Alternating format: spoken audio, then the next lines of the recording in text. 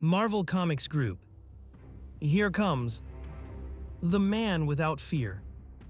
End approved by the Comics Authority. Wowee.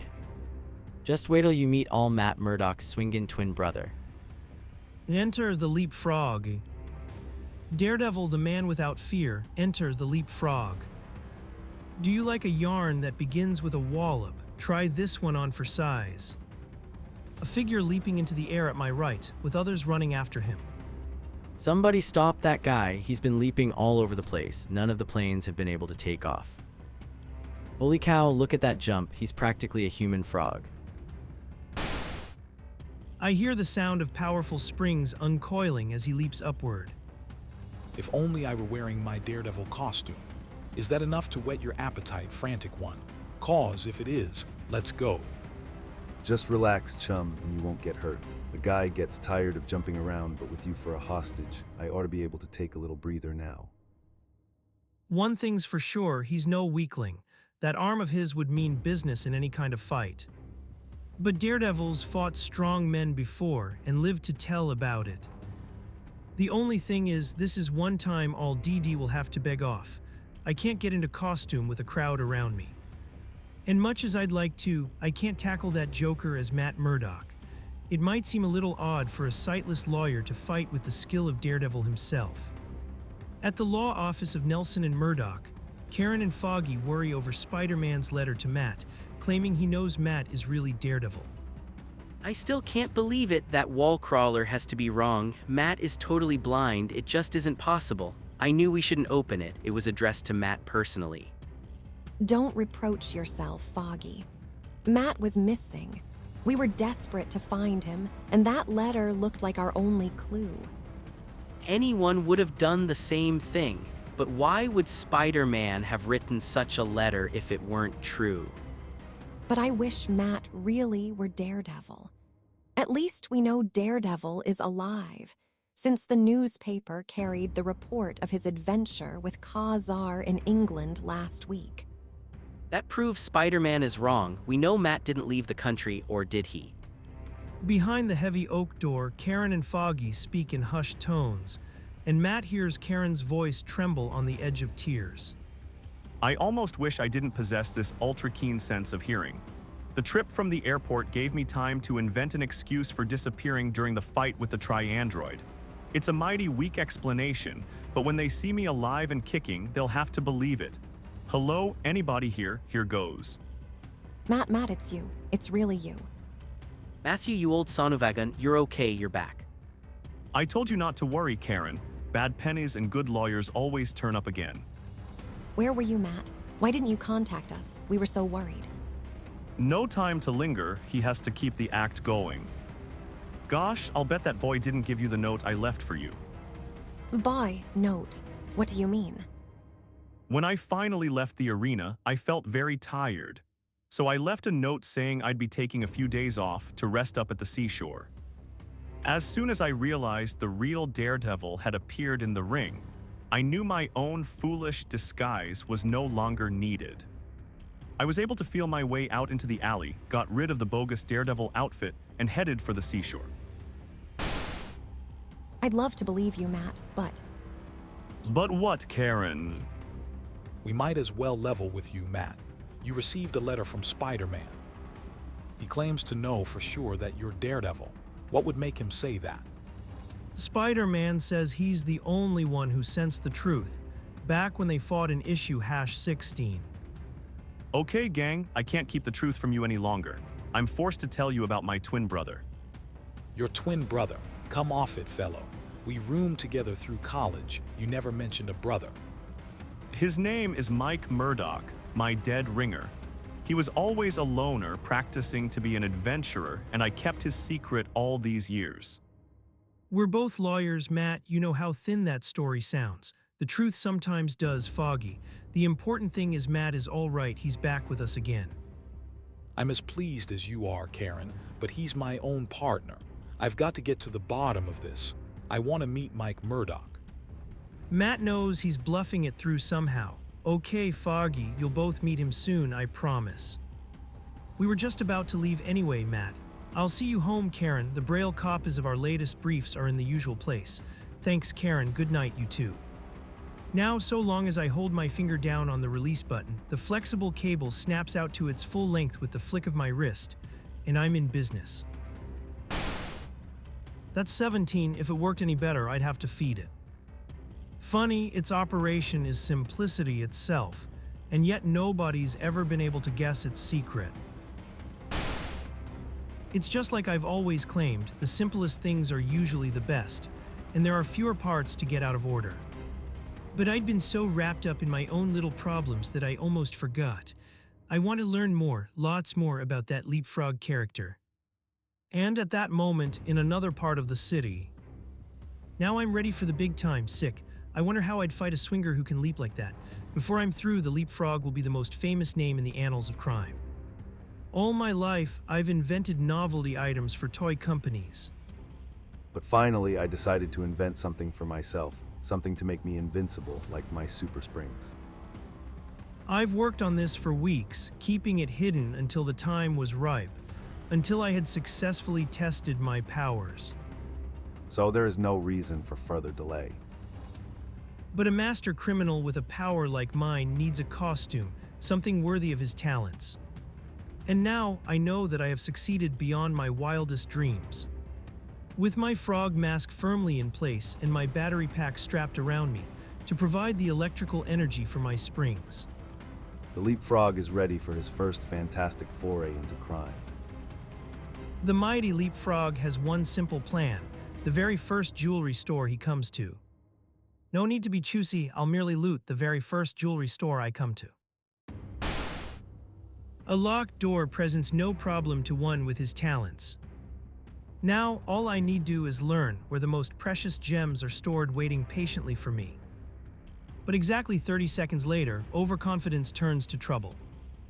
I was too overconfident. In my carelessness, I tripped an alarm. That's either a burglar alarm or someone with the worst darn wheeze in history. Sounds like it's about 3 blocks away. That's just a hop, skip, and a jump for Mary Matthew. So what am I waiting for? The alarm's been silenced. Whoever tripped it must be a pretty handy joker. No parking. But my trusty little radar sense can pinpoint where it came from. And that's all I need to know. Jewelry, wanna charge that to the Diners Club or will you pay cash, buddy? Well, the famous Daredevil, I'm truly honored. But surely you don't expect to be able to catch the leapfrog. Daredevil's got him in sight now, and the mystery face from the airport is right in front of him. I'm in luck. It's the clown from the airport. Or maybe I'm not so lucky. I've never fought anyone who could move so fast before. The fight hangs on a knife edge as the red-suited vigilante faces an opponent who refuses to back down. You red-suited fool, don't you realize yet that you're trying to accomplish the impossible? The steel springs coiled at my feet make me a dozen times faster, more agile than you can ever hope to be. And you still haven't seen me exercise my greatest talent. You mean there's more? I can hardly wait. He's so confident that he hasn't even tried to strike back at me. He doesn't even seem to consider me a threat to him. I wonder what new little goodies he has up his sleeve. Oh boy, now I get it. And he picks up speed each time he does it. Hang around, masked man, you ain't seen nothing yet. He can ricochet from wall to wall like a rubber ball.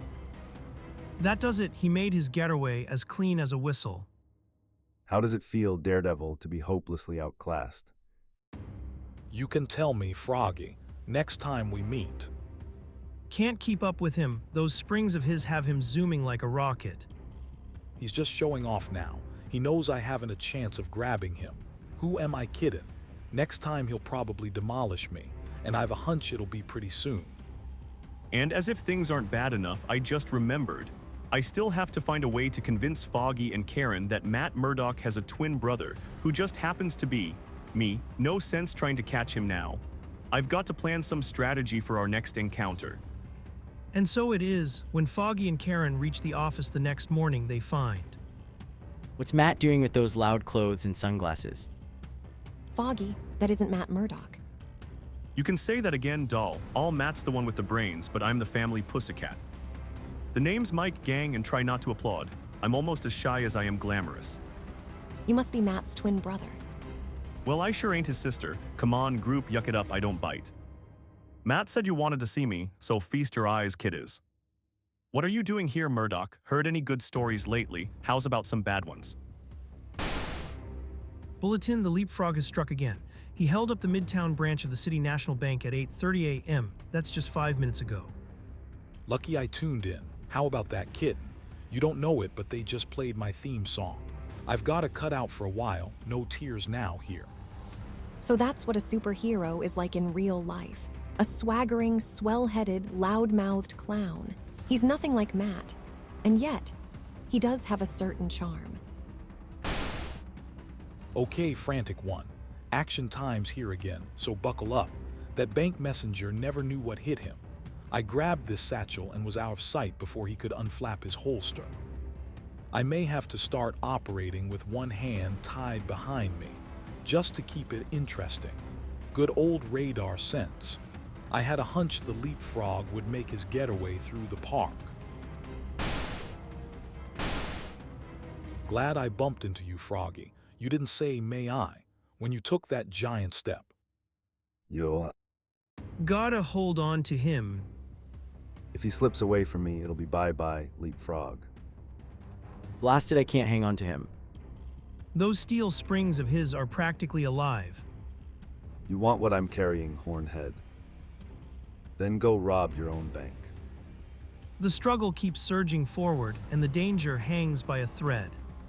That ends the workout, masked man. Thanks to you, I don't need a punching bag. He got away from me again, or did he? Careful, chum. This'll hurt you a lot more than me, I hope. Well, what do you know, I'm back in the money again.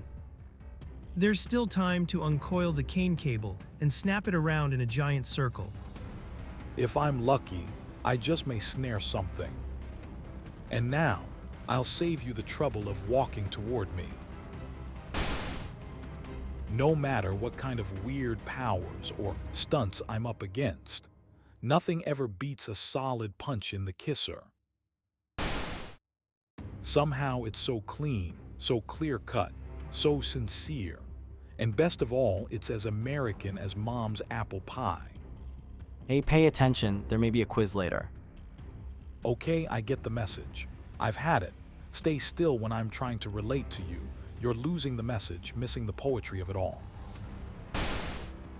But before Daredevil can make another move, the thug is playing possum, about to attack.